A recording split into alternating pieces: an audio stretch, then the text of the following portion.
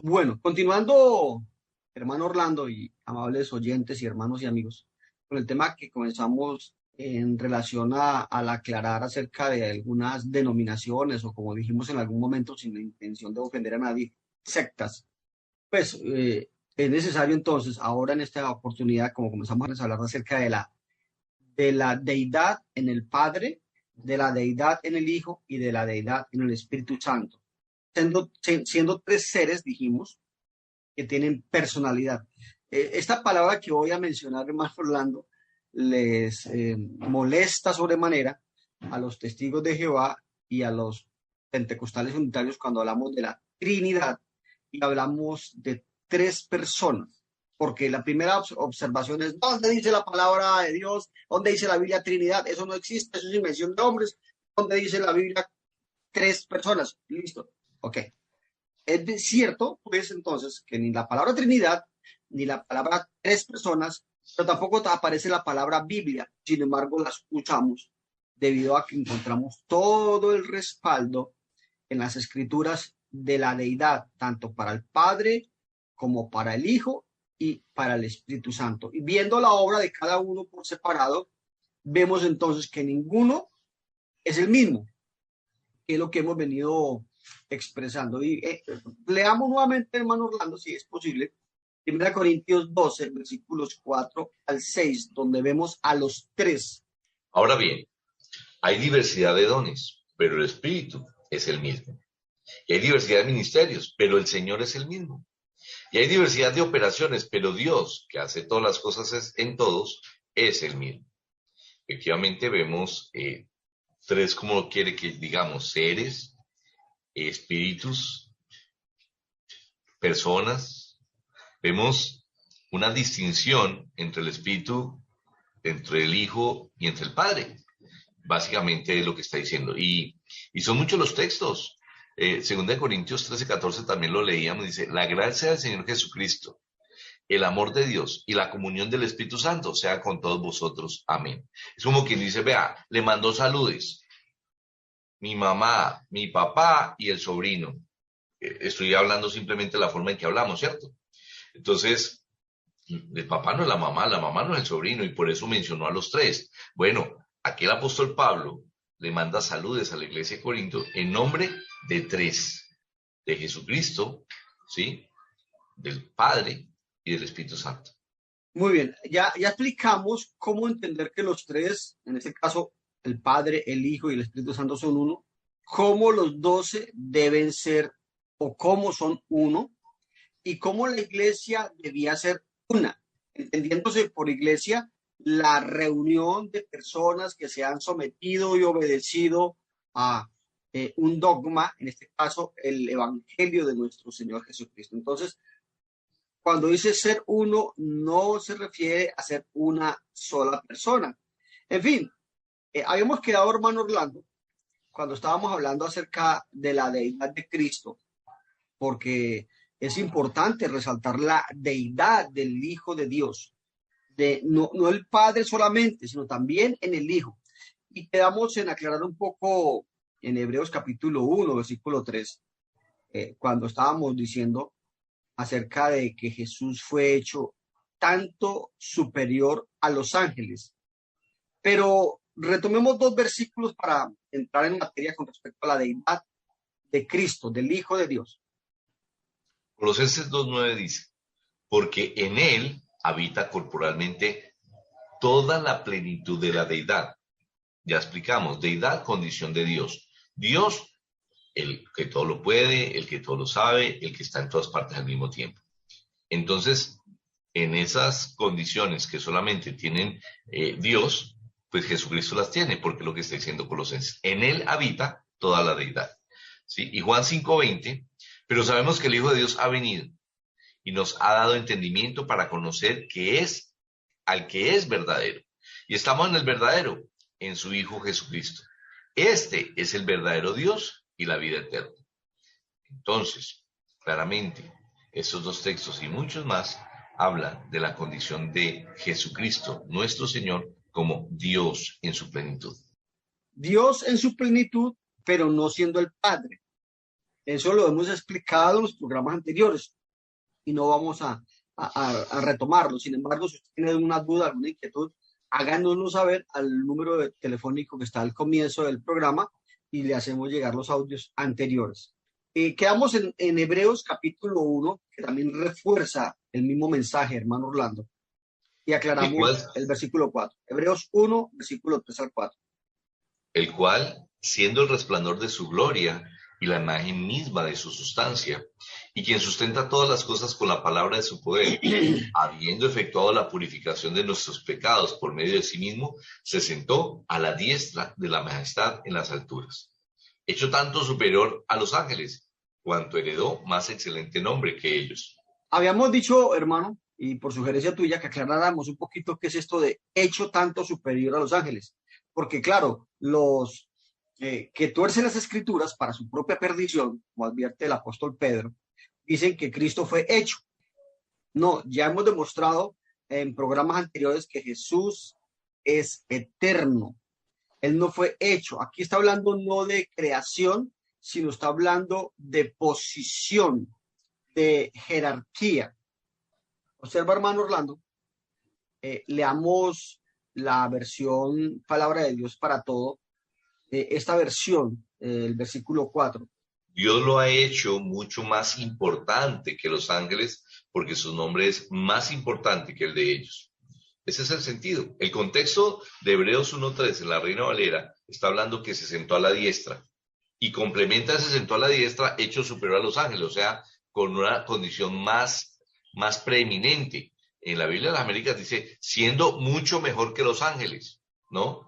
Simplemente es la comparación de la posición que tiene nuestro Señor Jesucristo con respecto a otros seres espirituales, pero no porque Él sea comparado con los ángeles, ni en competencia con los ángeles, ni hechura de Dios o del Padre, simplemente que su posición es a la diestra de Dios Padre.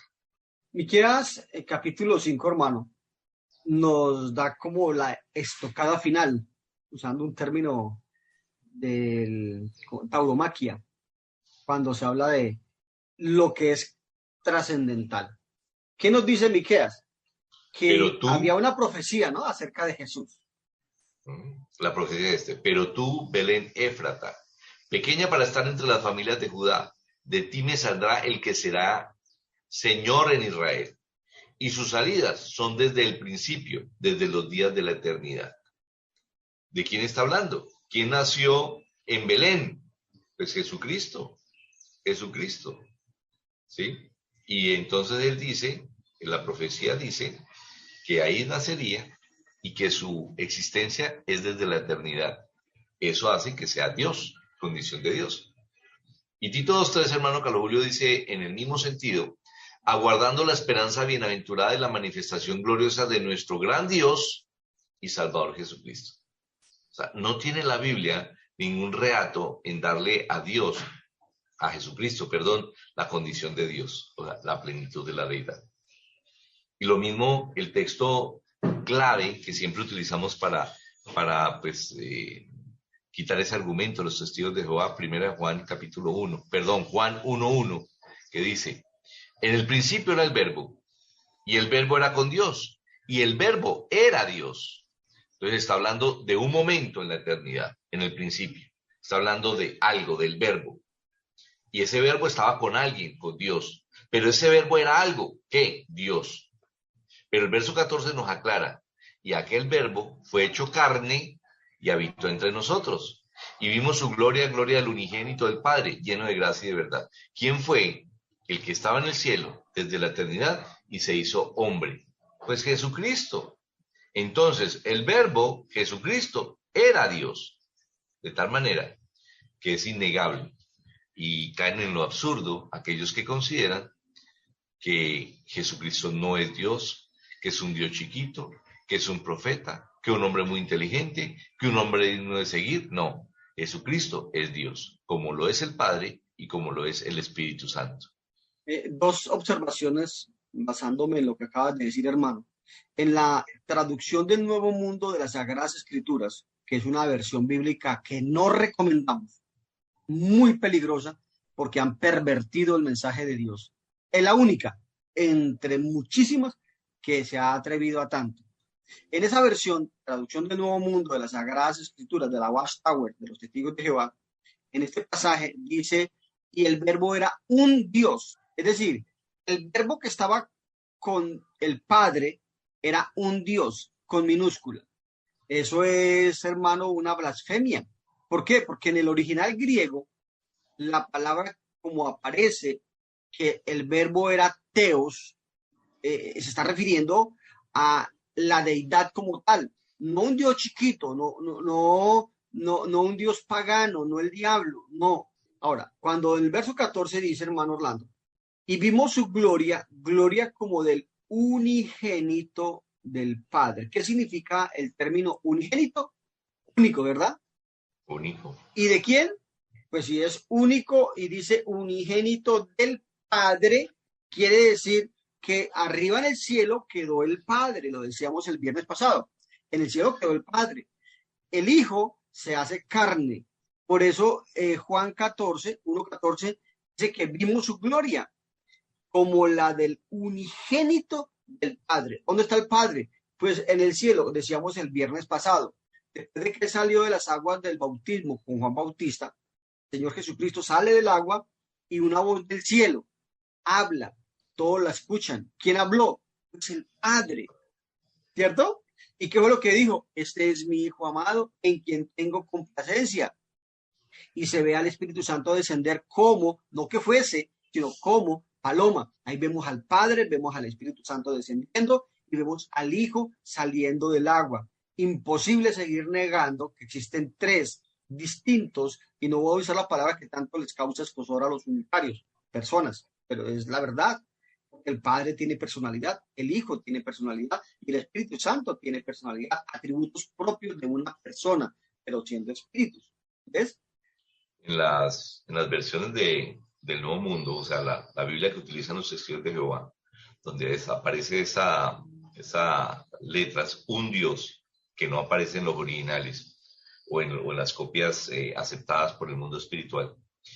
Si usted observa, o sea, si aquí nos está oyendo un testigo de Jehová o alguien tiene una Biblia de esas en su casa y es de las completas, usted va a parecer que la frase un está así como en letra torcidita, en cursiva.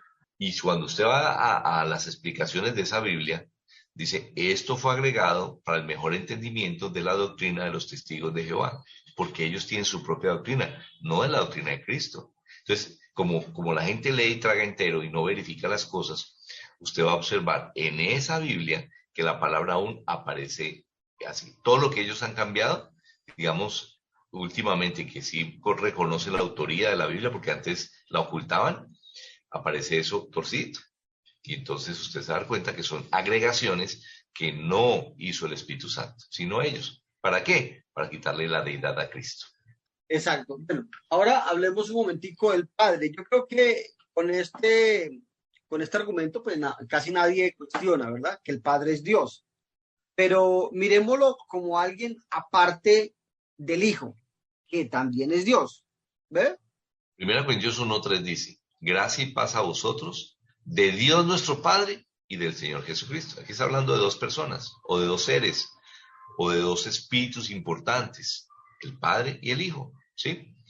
Y finalmente, hermano Carlos Julio, el Espíritu Santo, ¿sí? El Espíritu Santo, que ellos dicen que es una fuerza activa, que es el mismo Jesucristo o el mismo Padre, ¿no? No. Hechos 5:3 dice, y dijo Pedro, Ananías, ¿por qué llenó Satanás tu corazón para que mintieses al Espíritu Santo y sustrajeses al precio de la heredad? Reteniéndola, no se te quedaba a ti, y vendida no estaba en tu poder. ¿Por qué pusiste esto en tu corazón? No has mentido a los hombres, sino a Dios. El pasaje está hablando de Ananías y su esposa, llenos de emoción, viendo que muchos de los judíos convertidos vendían sus cosas y las ponían a los pies de los apóstoles para que dieran de comer a toda la comunidad que se había convertido. Ellos dicen, nosotros también queremos vender la finca. Y fueron, la vendieron, y cuando la vendieron, mocharon una parte y la trajeron, cuando habían prometido todo eso. Aquí aparece entonces un efecto del creyente a Dios. Y aquí, ¿cuál es el Dios que se menciona? El Espíritu Santo. ¿Por qué mienten al Espíritu Santo? Y al final dice, no han mentido a los hombres, sino a Dios, lo cual es muy complicado y muy severo cuando uno le miente al Espíritu de verdad, al Espíritu Santo, que es Dios. Entonces, es otro pasaje que comprueba la deidad del Espíritu Santo, igual que la deidad del Padre, igual que la deidad del Hijo. Ahora está bien, ¿cuál es el problema? Que algunos dicen, sí, eso es lo mismo, porque de chiquito se nos enseñó 3 personas diferentes, un solo Dios verdadero. Entonces, cuando uno pregunta, ¿y eso qué quiere decir? Eso es un misterio, mijo, no pregunte, déjelo así, pero repita como loro. No, no es ningún misterio, no es ningún misterio, o sea, Dios no lo reveló, sino que como no lo entendían, lo pusieron como un misterio. Entonces vamos a comprobar que el uno no es el otro, según la Biblia. Pero hermano, sabe que me gusta esa observación que usted hace, hermano, porque efectivamente mire que hay muchos, hermano, y aún nosotros quizá en algún momento pensamos de igual manera, que la Biblia es, entre comillas, dizque demasiado difícil de entender, pero resulta que para los judíos en el primer siglo era muy difícil entender muchas cosas y era natural. Ellos sabían solamente de Dios, llamémoslo Jehová o Yahweh, Yahvé. Ellos sabían de él. Ellos sabían que había un ser superior llamado el ángel de Jehová, según las historias bíblicas y lo que muestra el Espíritu Santo en la Biblia, en el Antiguo Testamento, y ellos reconocían al ángel de Jehová como una manifestación de Dios, hecha humano, por decirlo así. Pero cuando Pablo empieza a escribir, una cosa que me gusta como Pablo la menciona, es que efectivamente para ellos habían muchos, pero muchos misterios que Cristo vino a resolver. Mira, Romanos capítulo 16, dice el apóstol Pablo en el verso 25, y al que puede confirmaros según mi evangelio y la predicación de Jesucristo, según la revelación del misterio que se ha mantenido oculto desde tiempos eternos. Él habla de un misterio, hermano, que estaba oculto, pero habla también de una revelación. En el verso 26 dice, pero ha sido manifestado ahora. Ese misterio para ellos, dice Pablo, ha sido manifestado ahora y que por las escrituras de los profetas, según el mandamiento del Dios eterno, se ha dado a conocer a todas las gentes para que obedezcan a la fe, para que obedezcan el evangelio. ¿Quién lo vino a revelar? El Hijo. Por eso es que somos tan privilegiados, hermano Orlando, y hermanos y amigos que nos escuchan. Tenemos la Biblia total, revelada, completa, que nos resuelve multitudes de misterios que estaban allí, pero que el Hijo la reveló. Por ejemplo, ¿qué nos reveló el Hijo? Pues que el Padre no era el mismo, ¿cierto? Claro, claro. En pocas palabras, eso es lo que, o sea, la relación de los judíos con Dios era un actuar unívoco, unisciente del Padre, Hijo y Espíritu Santo. Entonces, pero ellos hablaban de Dios, del Teos, ¿sí? Pero cuando entonces viene Jesucristo, empieza a dar a conocer digamos, la identidad de cada uno de ellos, el actuar de cada uno de ellos, y eso fue revelado a la humanidad y a todos nosotros. No porque fuera un misterio, sino porque a partir de la venida de Jesucristo fue necesario que se revelara toda la deidad, el Padre, el Hijo y el Espíritu Santo, desde el mismo bautizo, desde antes, porque por ejemplo, desde antes que naciera Jesucristo, el esposo de la prima de María fue lleno del Espíritu Santo, ¿sí? Dice, y fue lleno del Espíritu Santo. ¿Cómo lo determinaban? Pues por lo que él sabía que nació de él y que obviamente la palabra de Dios lo había revelado, que de ella nacería el Mesías. Muy bien. Hermano, mire, Entonces, cuando, aunque estos textos parecieran ser repetitivos, la intención tiene que ver con la meditación en lo que la escritura reitera continuamente. Como estamos hablando de la secta unitaria, ellos dicen que el Padre es el mismo Hijo. Recuerde que cuando Felipe en Juan 14 le pregunta a Jesús, muéstranos al Padre. ¿Por qué le pregunta Felipe a Jesús que le muestra al Padre? Pues porque Jesús se la pasaba hablando era del Padre. Pero entonces la respuesta de Jesús generó confusión. Ya aclaramos qué es lo que significa eso, pero creo que damos un pasaje nuevamente. ¿Qué fue lo que quiso decir Jesús en Juan 14 y que aquí en Primera de Juan 1:3 nuevamente se mencionan como seres diferentes? Lo que hemos visto y oído, eso os anunciamos, para que también vosotros tengáis comunión con nosotros. Y nuestra comunión verdaderamente es con el Padre y con su Hijo Jesucristo. Muy bien. Ahora, recordamos a nuestros oyentes, esa palabra hijo no piensen en su hijo, ¿no? En que cada uno tenemos hijos. No, no. Aquí, cuando la Biblia habla de el Hijo de Dios, significa alguien igual a Dios, no significa la relación padre-hijo, ¿sí? Como quien dice, el que yo tuve con mi esposa. No, es uno que es igual a Dios. Entonces, y que se ha sometido al Padre, de tal manera que nuestra comunión verdaderamente, dice aquí, 1 Juan 1:3, es con el Padre y con su Hijo Jesucristo. Esto nos demuestra que el uno no es el otro. Hermano, es que siempre nos esforzamos y nuestros oyentes, hermanos, se dan cuenta que por cada cosa que digamos debe tener sustentación bíblica, sustento, debe tener autoridad bíblica. Hermano, eso que usted acaba de decir es muy bonito, pero dejemos que Dios lo repita, ¿verdad? ¿Por qué? Porque usted lo dice no porque usted se lo imaginó, porque usted es muy inteligente. Mire, los judíos en Juan capítulo 5 perseguían a Jesús, lo odiaban y lo querían matar porque es que él decía que su padre era Dios. Él ha sanado en Juan 5 a un hombre que llevaba 30 y pico de años enfermo, hermano, 38 años, paralítico, lo sana, un día de reposo, y empiezan estos judíos, estos sacerdotes, a perseguir al Señor, a cuestionarle porque lo había hecho en un día de reposo, etcétera, etcétera. Entonces le preguntan que por qué él hizo eso en un día de reposo. Dice el verso 15 de Juan 5:15, el hombre se fue y dio aviso a los judíos que Jesús era el que le había sanado.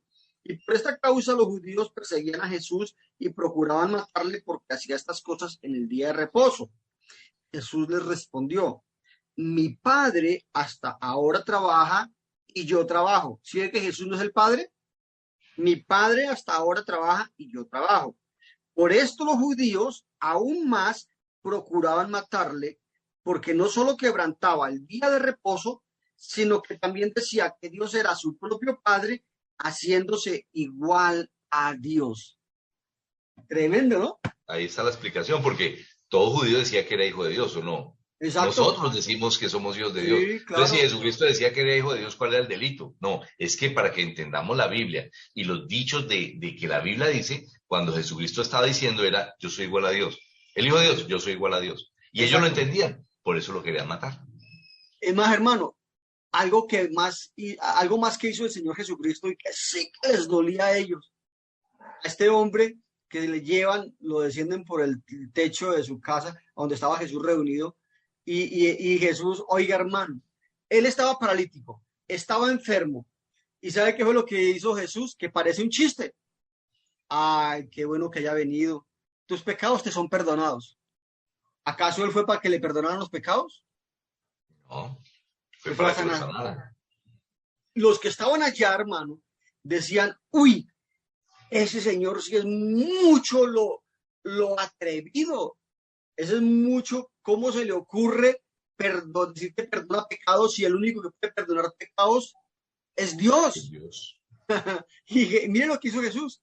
Entonces ahí Jesús les dice, bueno, ¿qué es más fácil? Decir, tus pecados te son perdonados o decirle, levántate, toma tu lecho y anda. Pues obviamente, la fácil es solamente hablar, como hoy en día muchos habladores en nombre de Dios pretenden engañar a la humanidad, ¿no? Y obviamente también lo sanó. Pero mire ese contraste, hermano, de la deidad y del poder de Cristo en este planeta, hermano, en nombre de su papá, de su padre, es decir. Entonces él dice, para demostrarles que yo soy Dios, levántese, mijo. Entonces, hizo la fácil e hizo la difícil. Simplemente ¿por qué? Porque él tenía toda la autoridad por ser Dios. Exactamente. Demostremos con un texto que el Padre tampoco es el Espíritu Santo. Son dos personas diferentes o dos seres diferentes. Mateo 3:16 dice, y Jesús, después que fue bautizado, subió luego del agua. Y aquí los cielos le fueron abiertos y vio al Espíritu de Dios que descendía como paloma y venía sobre él. Y una voz de los cielos que decía, este es mi Hijo amado en quien tengo complacencia. Aquí está presente Jesús siendo bautizado, el Espíritu Santo descendiendo como en forma de paloma, ¿sí? Y el Padre hablando. Entonces, o Jesús era ventrílogo y mago y sobre todo un gran engañador, lo cual dicen que no, o efectivamente lo que estamos manifestando, la Biblia corrobora que el Padre es un ser divino, el Espíritu Santo es un ser divino y el Hijo, nuestro Señor Jesucristo, es un ser divino. Y a los tres nos sometemos humildemente. Mediten en esto.